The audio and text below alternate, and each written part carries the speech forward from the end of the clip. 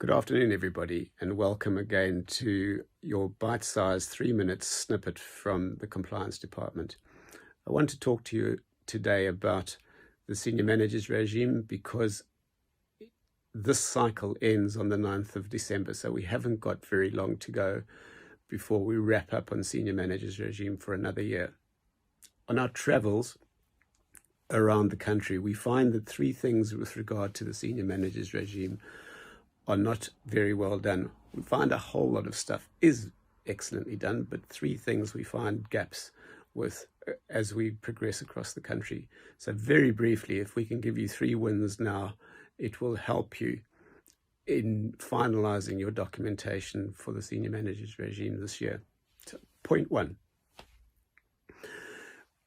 When we get to the senior managers regime, one of your senior managers will have responsibility for the certification regime.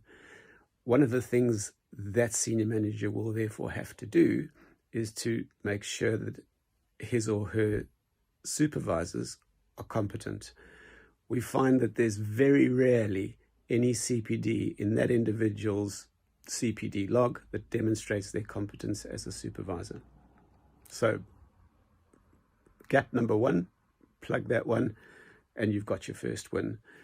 Secondly, one of your roles as a senior manager is to have a certificate of competence. We find that's excellently done.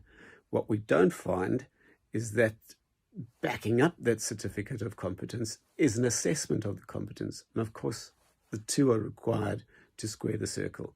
So that's win number 2. And win number 3, very briefly, is the requirement for non-regulated conduct staff to have an assessment of competency as well. Now, there's no need for a certificate over here, but we do need to assess their competence.